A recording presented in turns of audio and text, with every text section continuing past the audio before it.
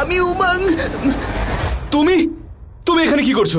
আমি দেখতে এসেছিলাম যে ওরা সংকেত পেয়েছে কিনা। সংকেত তো আমি দিয়ে দিয়েছি, কিন্তু এখনো পর্যন্ত ওরা কোনো উত্তর দেয়নি। জানি না ওরা কি করতে চলেছে। ওরা কতক্ষণে আসবে সেটা বলতে পারবো না। মেঘ, ও কি করছে?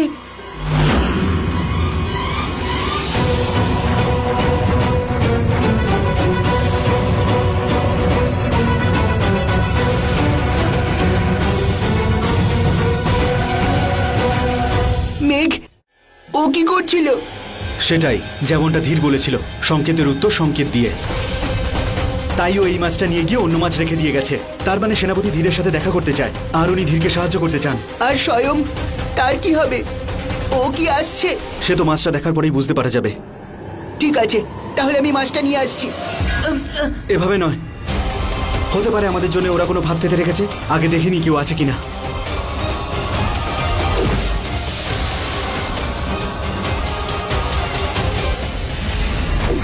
কেউ নেই, চলো চলো।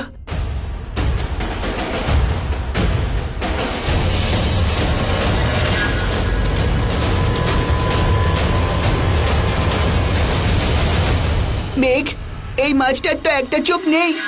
এর মানে হলো স্বয়ংও আসছে। ও জানতে পেরে গেছে যে সেনাপতি ধীরের সাথে দেখা করবে। এবার আমাদের যে করেই হোক ধীরকে রক্ষা করতে হবে, কারণ স্বয়ংকে তো আমরা মারতে পারবো না।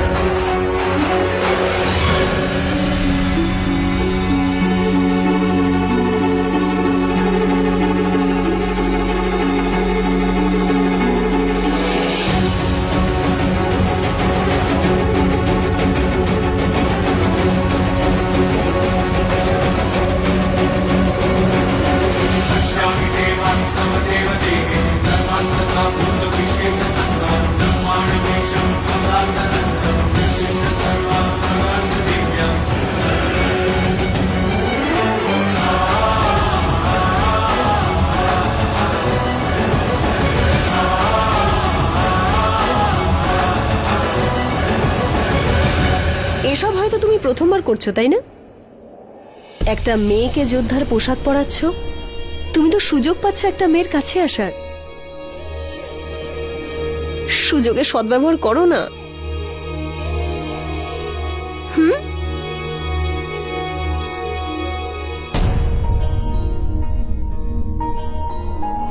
কি হয়েছে ধীর? ধীর? কে ধীর? কিসের ধীর? আমি তোমার স্বামী, আর একজন স্বামী তার স্ত্রীকে খুব ভালোবাসে, তাকে উপহারও দেয়, সুন্দর পোশাকও দেয়, তার নিজের হাতে তাকে সাজিয়েও দেয়। সিঁথিতে সিঁদুর, কানে দুল, নূপুর, হাতে চুড়ি। কিন্তু আমি তোমার হাতে অস্ত্র তুলে দিয়ে তোমায় যুদ্ধ করতে পাঠাচ্ছি। আর তাও কখন? যখন আমার তোমাকে সবচেয়ে বেশি যত্ন করার প্রয়োজন। তোমাকে এখন এতটাই যত্ন করা উচিত যাতে তোমার পা মাটিতে না পড়ে। আর সেখানে আমি আমার ভালোবাসাকে যুদ্ধ করতে পাঠাচ্ছি।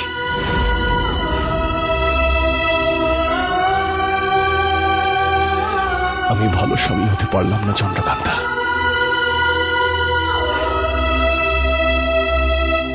আজকে বলেছো, আর কোনোদিন বলো না।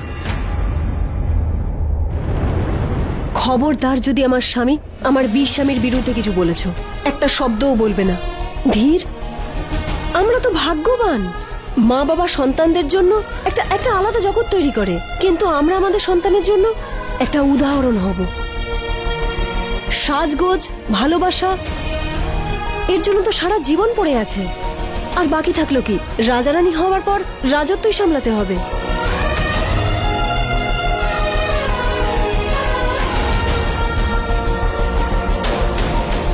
আর রাজারানী হওয়ার পর আমি হাতে চুড়ি পরবো না, কিন্তু আমার হাতে অস্ত্রই থাকবে। এর ব্যাপারটা একদমই আলাদা হয়, তাই না?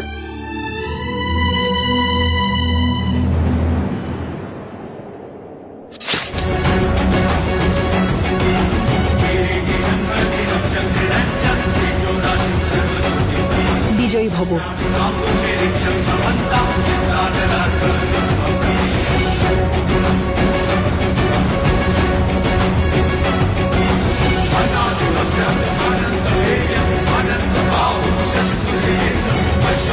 বিজয়ী হও তুমি।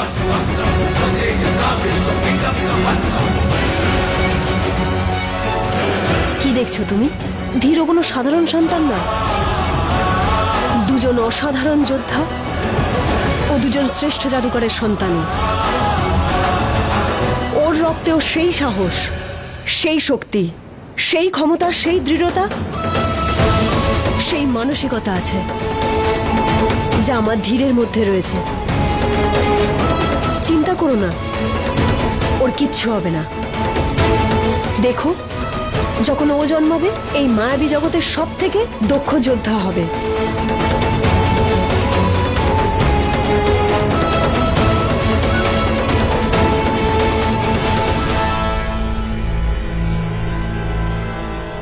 এসে গেছিস তোরা দুজন চন্দ্রকান্তার সঙ্গে যা, ঠিক আছে?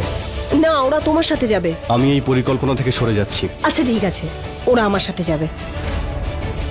স্বামী যখন আদেশ করেছেন, চলো।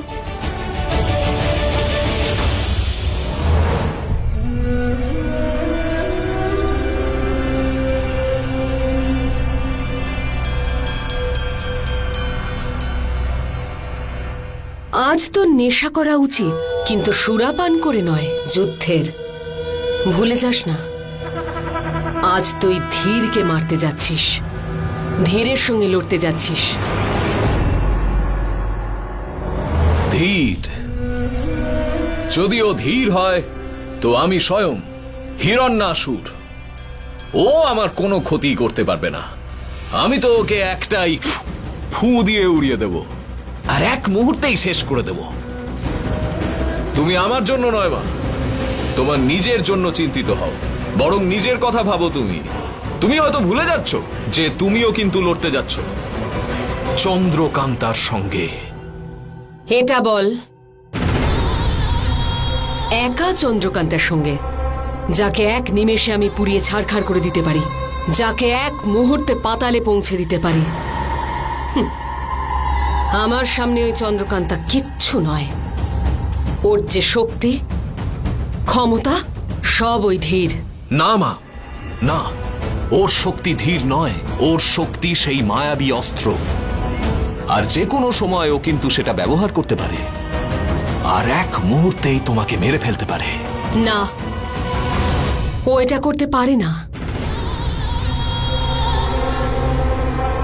ওই মায়াবী অস্ত্রকেও আহ্বান জানাবে না।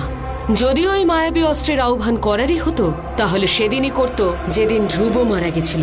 কিন্তু সেদিনও এরকম করেনি, কারণ সেদিন ও এটা ভেবেছিল যে এই মায়াবী অস্ত্র অন্য কারুর হাতে যেন না চলে যায়।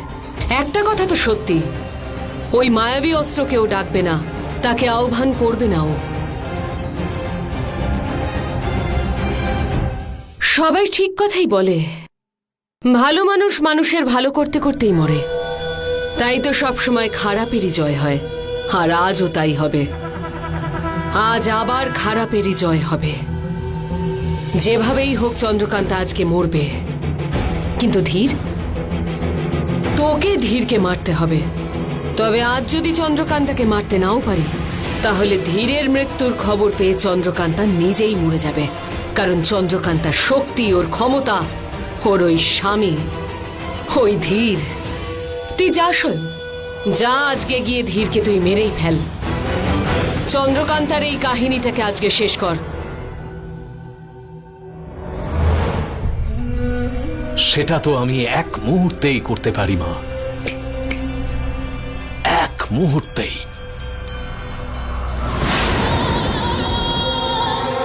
তাহলে যা স্বয়ং, শেষ করে দে আজকে ওই ধীরকে।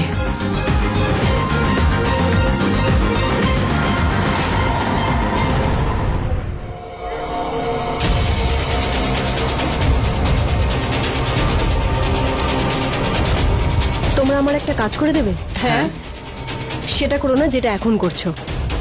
তোমরা আমার কাছে নয়, ধীরের কাছে যাও। না চন্দ্রকান্তা, ধীরের আদেশ আমরা যেন তোমার সাথে সবসময় থাকি। হ্যাঁ চন্দ্রকান্তা, আর তুমি মা হতে চলেছো। আমরা তোমাকে এভাবে একা ছাড়তে পারি না, তাই না? হ্যাঁ, বিজয়গড়ের রানীকে। তুমি তাহলে মনে আছে তো, মায়াবিদ্যা শেখার পর তোমরা কি প্রতিজ্ঞা করেছিলে? যে রানীর আদেশ পালন করবে।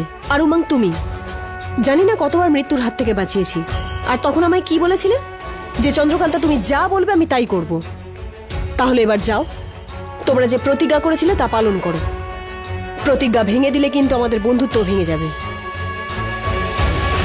যাও এবার গিয়ে ধীরের পাশে থাকো। আর এটা ধীরের স্ত্রী বা তোমাদের বন্ধু নয়, বিজয়গড়ের রানীর আদেশ। কিন্তু চন্দ্রকান্তা, ব্যাস, আর একটা কথাও নয়। ধীর আর তোমরা দুজনে মিলে আমাকে রক্ষা করতে চাও তো? তাহলে যাও গিয়ে আগে ধীরকে রক্ষা করো, কারণ ও আমার শক্তি আর আমার প্রাণ। ও থাকলে আমিও থাকবো, ও না থাকলে আমিও নেই। লড়াই করার আগেই আমি হেরে যাব। আমাকে ভালোবাসো তো? আমাকে রক্ষা করতে চাও তো? গিয়ে আগে ধীরকে রক্ষা করো। ঠিক আছে, আমরা তোমায় কথা দিচ্ছি, আমরা নিজেদের প্রাণ দিয়ে দেবো, কিন্তু ধীরের কোনো ক্ষতি হতে দেব না।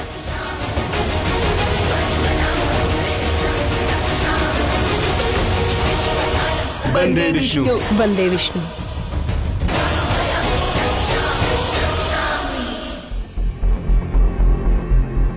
সেনাপতি এখনো এলো না কেন?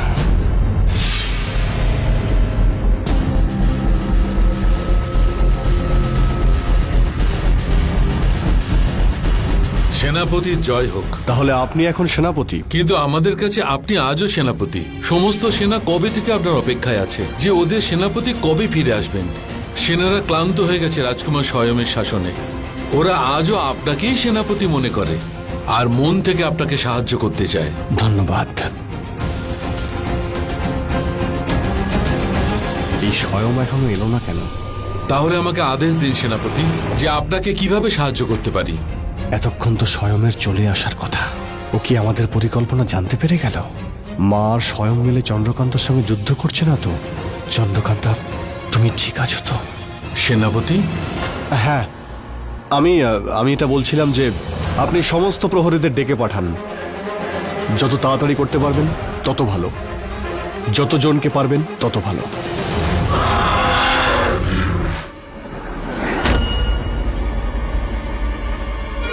ও এসে গেছে, এসে গেছে।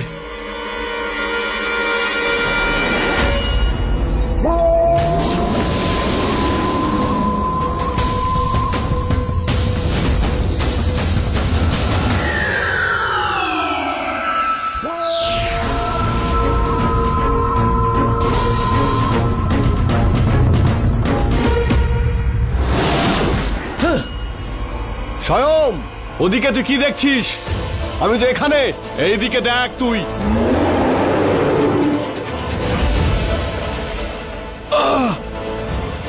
আরে রাজকুমার, এখানে আমি। আয়, মার আমাকে, আয়।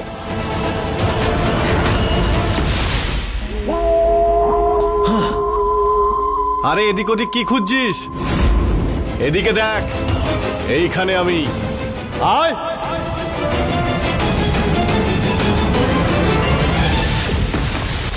সেনাপতি, আমরা ওকে মারতে না পারলেও ধরতে পারবো, আর এই ভালো সুযোগ ওকে ধরার জন্য। ঠিক আছে?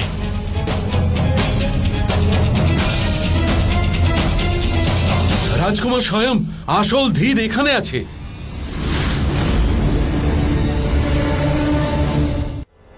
ক্ষমা করবেন, আমি রাজকুমারের বিরুদ্ধে যেতে পারবো না। আমরা যদি আপনাকে সাহায্য করি ওরা আমাদের মেরে ফেলবে। চন্দ্রকান্তা আর আপনাদের বাঁচা মুশকিল। সেনাপতি!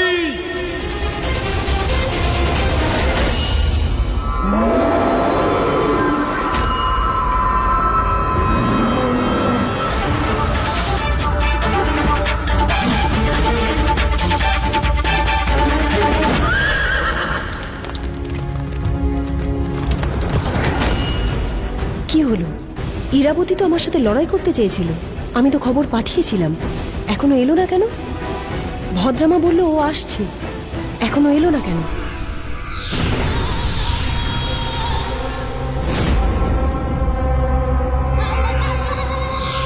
ইরাবতী, কোথায় তুই? আমি এখানে।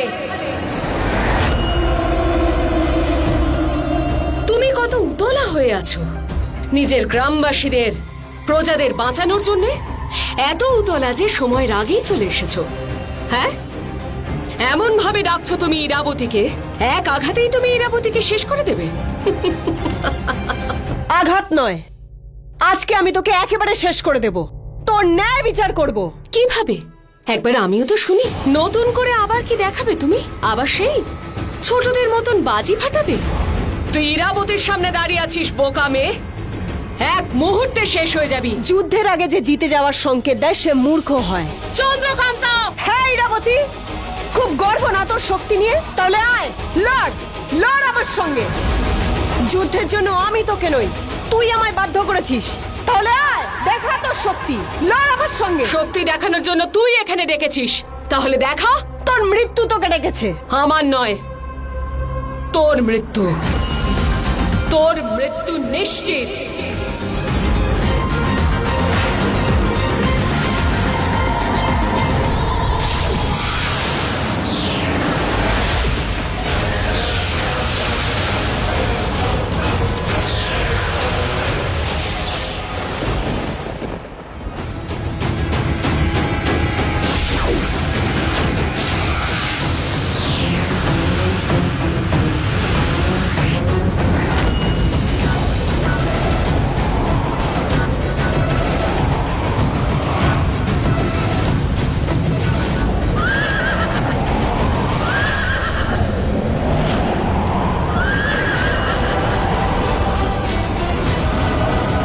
শান্ত হয়ে দাঁড়া এখানে।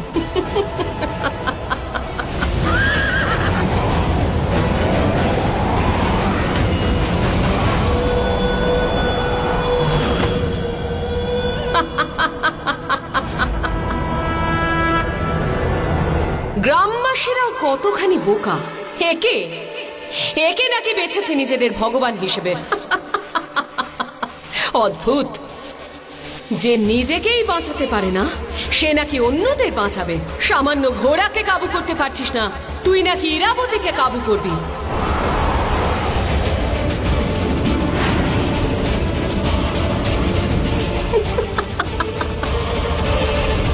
হে বিষ্ণুদেব, আপনি কি আজকেও চুপ করে থাকবেন?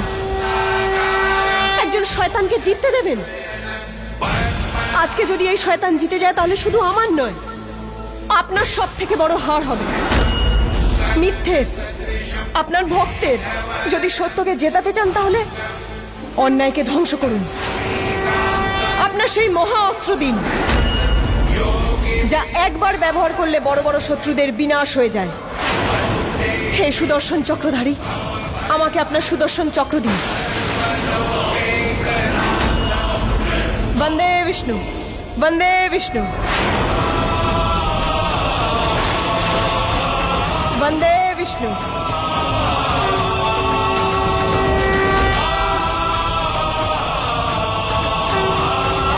বন্দে বিষ্ণু, বন্দে বিষ্ণু, বন্দে বিষ্ণু, বন্দে বিষ্ণু, বন্দে বিষ্ণু।